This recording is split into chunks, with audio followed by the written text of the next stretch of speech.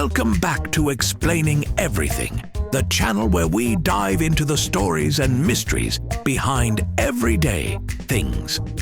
Today's curious question comes from one of our viewers, Chaotic Binder 2000.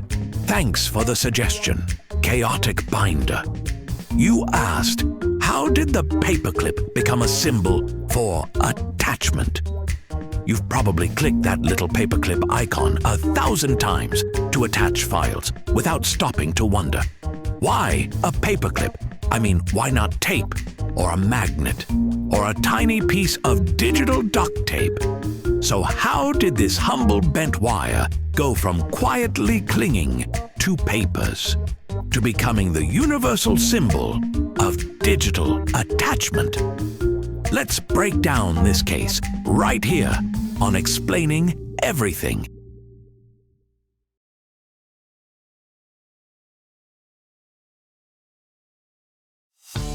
Here's a fun fact to kick things off. Early email programs? No icons. You just typed in commands like some kind of caffeinated hacker.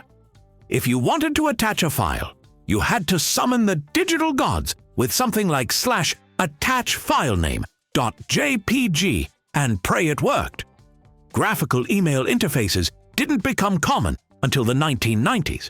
And when they did, designers suddenly had to figure out, how do you show visually that a file is coming along for the ride? They needed a metaphor. Something intuitive, and somebody whose name we will probably never know because UI designers rarely get statues, said, hey, what if we just use a paperclip? And just like that, history made. But the real genius?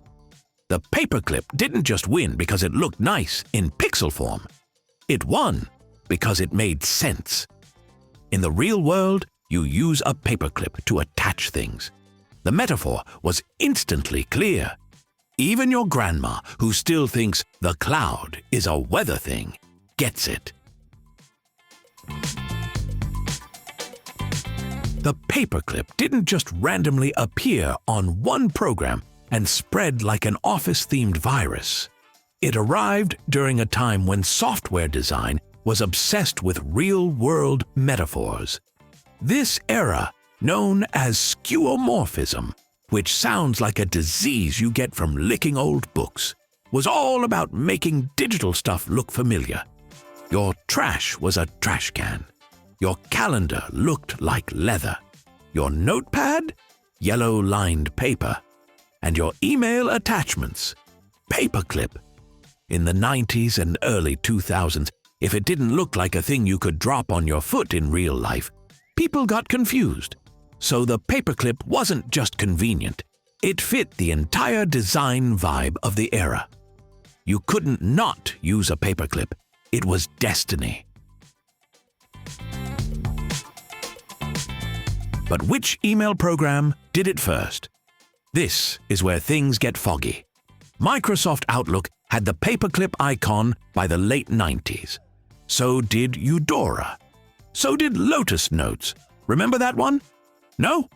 That's fine. Neither does Lotus Notes. There's no single, official, first use of the paperclip icon. It kind of emerged, quietly, like it had always been there, which is very on-brand for paperclips, if we're being honest. They just show up. You never buy paperclips. They multiply mysteriously in drawers and old pencil cases like they're breeding. Ah, yes.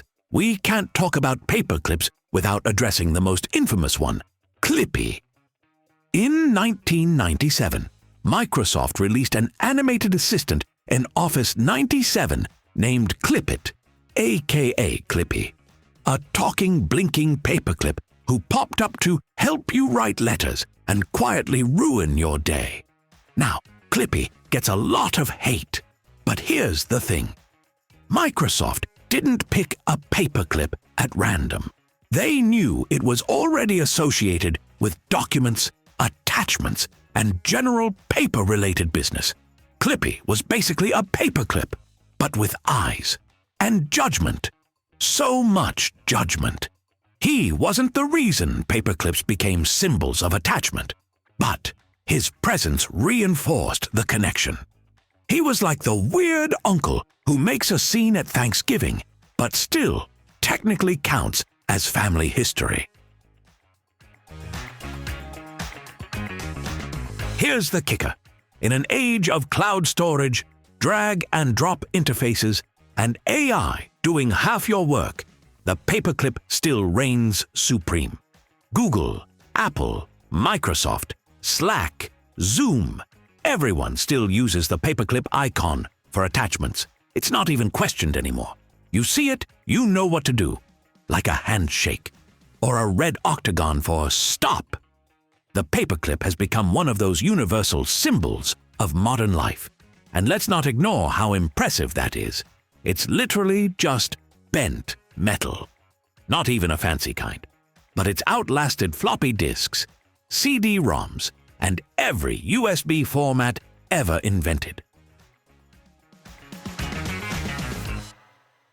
So, to answer the question, why is the paperclip the symbol for digital attachment? Because it was the perfect mix of familiarity, simplicity, and metaphor. It attached things in real life. It was easy to recognize on a tiny screen. It didn't threaten you like a staple or creep you out like animated glue. It was just there, helpful, quiet, iconic, and in a world of disappearing apps, shifting design trends, and software updates that break everything for no reason, the paperclip stays calm, bent, reliable. It didn't ask to be famous. It just showed up to work.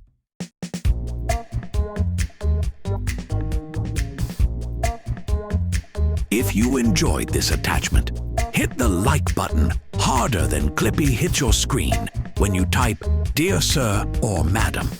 And subscribe while you're at it. Also, if you have suggestions for our next video, feel free to share them in the comments below. We'll be sure to give you an acknowledgement for your contribution. Thank you for tuning in, and join us next time here in the channel that answers all the why, what, who, where, and how questions you've always wondered about, here on Explaining Everything.